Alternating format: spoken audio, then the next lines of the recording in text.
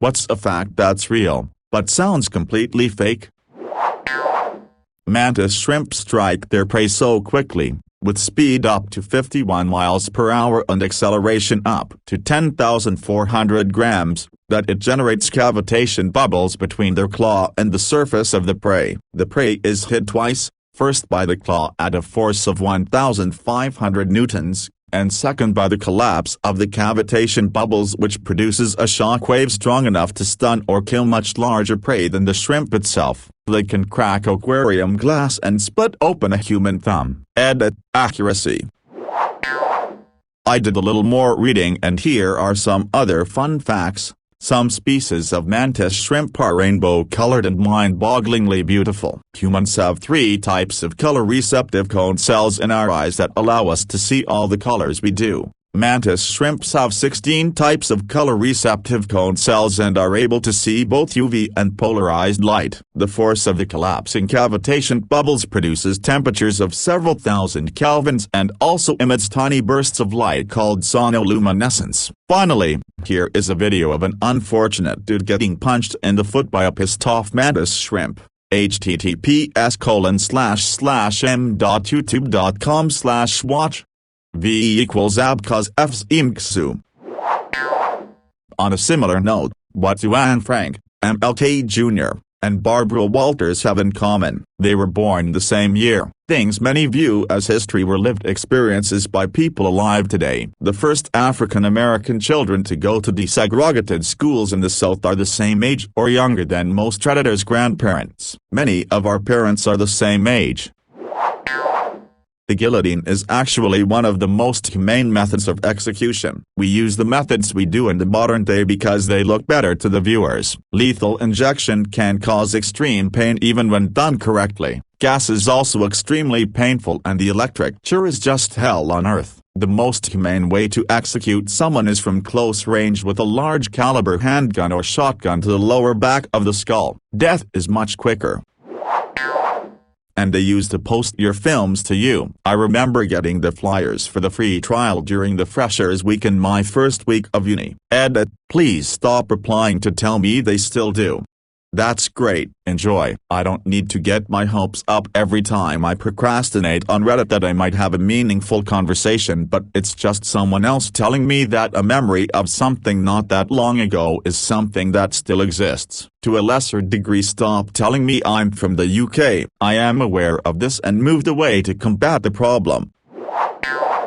A class of fungus known as mycorrhizae can infect the roots of plants, leaching away the sugars created by the plants, but in return giving them access to more nutrients, as the fungus can spread much further than the roots of the plant. The fungus can actually connect 2 plants together, allowing them to share nutrients and communicate with each other, warning of invading insects or pathogens so the other plants can prepare defenses, for example, in an underground network of sorts. Fun fact. That is literally what Project Orion was. Toss out the nuclear bomb behind your spaceship, let the explosion push the heavily armored bottom of the ship. Repeat. Never got farther than the planning stage though, for some reason catapulting a giant spaceship into orbit loaded with hundreds of nukes during the Cold War didn't seem such a hot idea after all. /edit. Whoops. Wanted to reply to the guy above you with the bomb test story. My bad. There was a Charo army created here in Mexico to defend the country if the Nazis arrived. Imagine a similar outfit as the one the mariachis have. That's a Charo. 100,000 men and horses using guns and machetes. Of course it sounds ridiculous to think that such army could make any harm to Hitler's forces, but the fear at that time was such, that they would have done anything to defend the country. Have you heard about the Home Guard in Britain? Wore army uniform, but at least initially armed with agricultural implements and basically consisted of older men and those who were unfit to be soldiers, or in reserved occupations. There is a very popular comedy series about them, but they are quite revered. We are going to have a Home Guard parade in our village this year. I know we were closer to being invaded, but given the US involvement in the war, I get why Mexico also developed its version.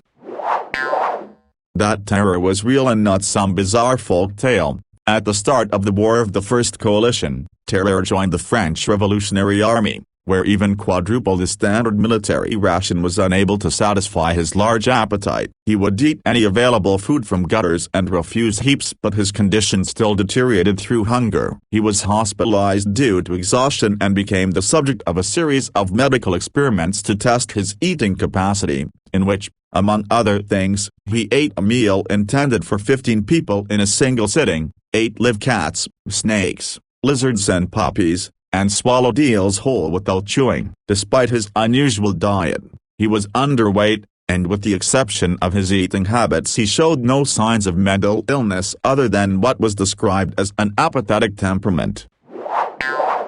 In 1956, Dr. Robert Brownlee, from Los Alamos National Laboratory in New Mexico, was asked to examine whether nuclear detonations could be conducted underground. The first subterranean test was the nuclear device known as Pascal A, which was lowered down a 500 feet, 150 meters, borehole. However, the detonated yield turned out to be 50,000 times greater than anticipated, creating a jet of fire that shot hundreds of feet into the sky. During the Pascal B nuclear test of August 1957, a 900-kilogram, 2,000 pounds, steel plate cap, a piece of armor plate, was welded over the borehole to contain the nuclear blast, even though Brownlee predicted it would not work. When Pascal B was detonated, the blast went straight up the test shaft, launching the cap into the atmosphere at a speed of more than 66 kilometers per second, 41 miles per second,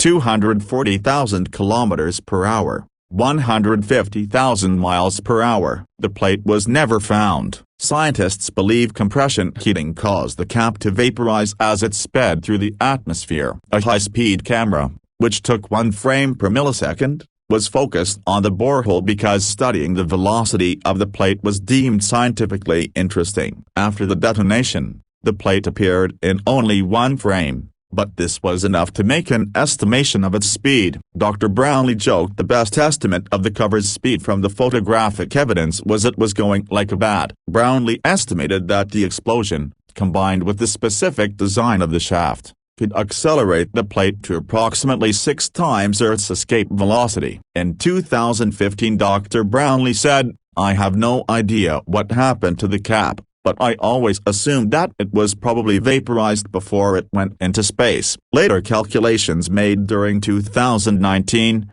although with unconfirmed veracity, on the question of the survivability of the cap necessary to reach outer space are strongly in favor of its vaporization. Emphasis mine. Source: there exists an urban legend surrounding Operation Plum Bob, specifically Pascal B, which usually, albeit erroneously, refers to the borehole cover as a hubcap, a manhole cover, or something of that nature, and typically claiming as well, again, incorrectly, that it in its entirety, or some still recognizable portion of it, successfully escaped Earth's atmosphere followed by the rest of the solar system and so reached interstellar space. In reality, an entire ton of tank armor ascended at a rate of 41 miles per second, and then literally ceased to exist. The end.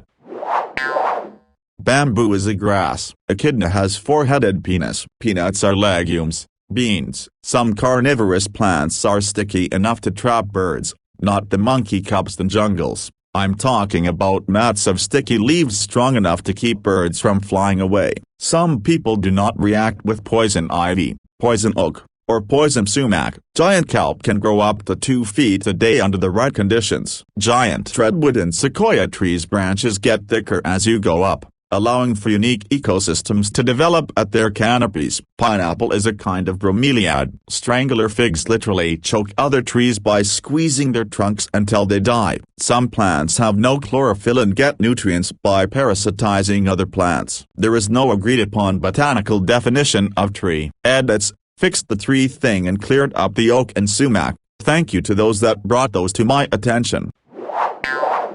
Australia had a prime minister that went swimming in the ocean and then just disappeared. We still don't know what actually happened to him. Also, we lost a war against emus. And there's an unconfirmed rumor, I think, that our current Prime Minister took a poo in a McDonald's. Edit: I should have been a bit clearer about this. He did a poo in his pants while he was still wearing them. We have a weird history. I have a fun addition to this. This fact was used in a pioneering case of forensic science, the first time a microscope was used to solve a murder, in 1846. Human blood cells have no nucleus, it's true, but there are other animals whose blood cells do, such as chickens. In this case, a farmer accused of murder claimed that the blood found on his clothes and hatchet was chicken blood. Scientist Joseph Leidy looked at the blood under a microscope, saw that there were no nuclei in the blood cells, and knew the farmer was lying. Your brain predicts what you are about to experience before you actually experience it, by an infinitesimal amount of time. Our vision, in fact, runs 100 milliseconds behind the real world, so our evolution has adapted our brain to predict what is about to happen before we actually see it happen, and it is usually right, but not always. Hence, our entire reality that we experience is actually a story that our brain creates of the real world, and not in fact an experience of the real world. Word neuroscience stuff. This is why in medicine, there are 4 terms for accuracy: specificity, sensitivity, positive predictive value, and negative predictive value. Specificity is the number of true negative over all actual negative samples. Sensitivity is the number of true positive over actual positive samples. Positive predictive value is the number of true positive over all positive results. Negative predictive value is the number of true negative over all negative results. Doctors would, or at least in theory should, consider all these numbers for the test they are going, as well as considering the actual incidence numbers in the population before making their diagnosis, on top of the physical and historical examinations they take.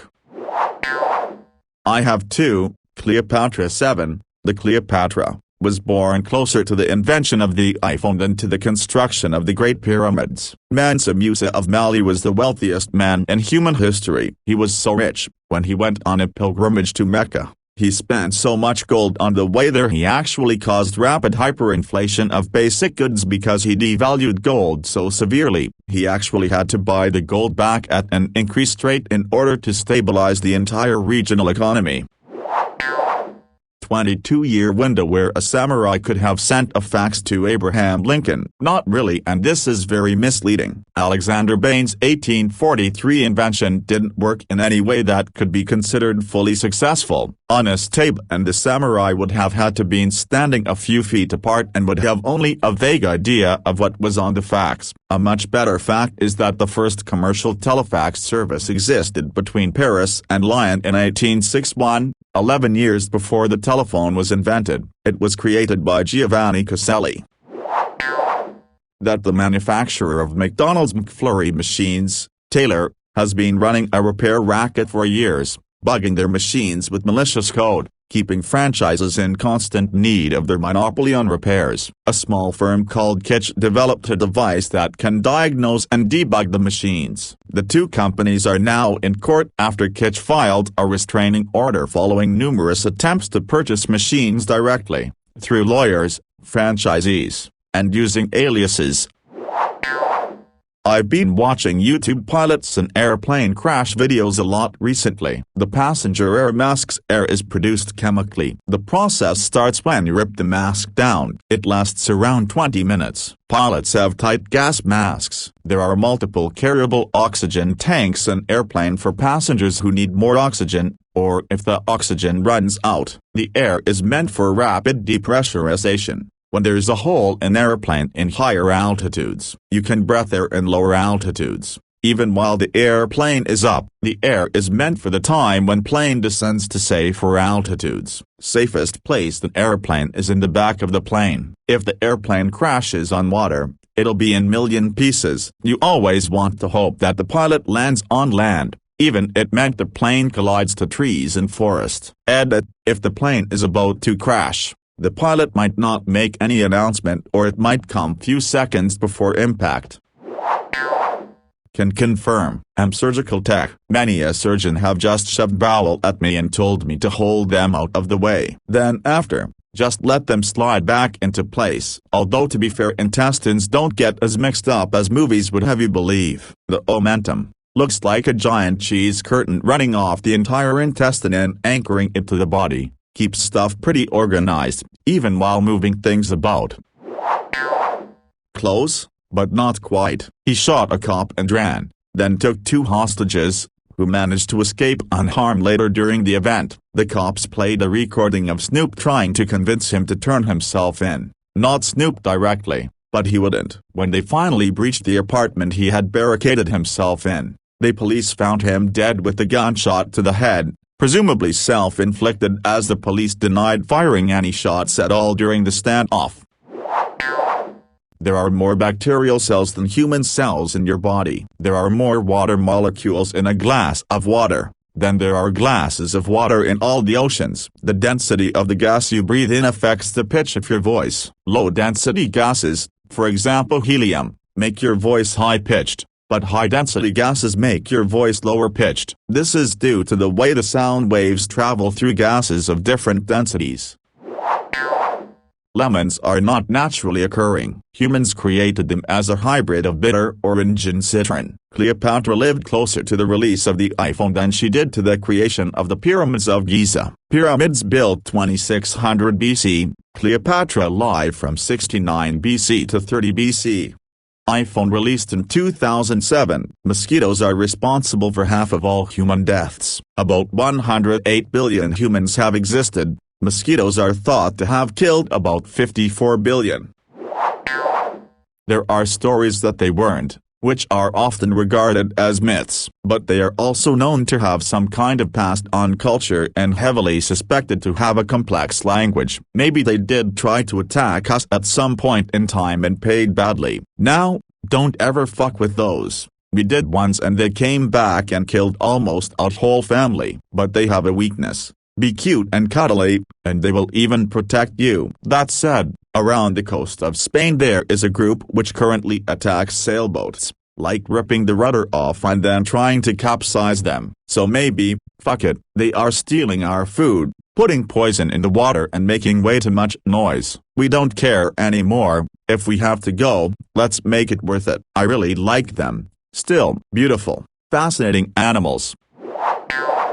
It's not much different in the U.S., depending on jurisdiction. In the state of Washington, for example, the husband is the legal parent of any child born during a marriage or up to 9 months after a divorce. You can petition the court to recognize that you are not the father, either with a conclusive genetic test or an agreement from the mother, presumptive father, and actual father, but it is up to the court's discretion whether to change legal parentage.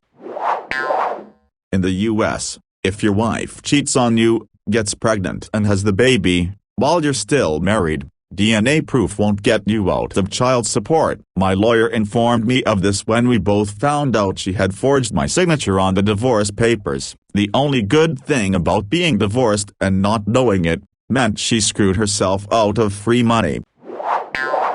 A friend of mine recently had an ectopic pregnancy which ruptured. She is fine now, and as a result they had to remove her fallopian tube. She was annoyed about this because she thought it meant she only had one functioning ovary, but she was told that this is not the case. Fallopian tubes can actually move around and provide access to the uterus to either ovary. They have a favorite, but some people with only one fallopian tube do get pregnant via an ovum released from the wrong ovary. I'm not sure this is technically correct. I've worked as a nurse in maternity and this is how it's been explained. Your fallopian tubes do not move around but the egg does. In normal female anatomy, the horn of the fallopian tube is not off to the side like in diagrams but more like underneath it. If you're lying on your back, the egg is ejected and then floats around a bit. About 1/3 of the time it floats over to the other fallopian tube. But it's not like an octopus arm moving across your abdomen to suck the egg up. I'm not 100% sure though and I'm going to follow up. Wait, I remember this. It's actually this thing called gravitational redshift. It happens next to big masses and is usually only of importance in space. Planets warping the fabric of space-time as a result of their mass, The Gaza pyramids are so massive that they influence gravitation and thus time, but really little.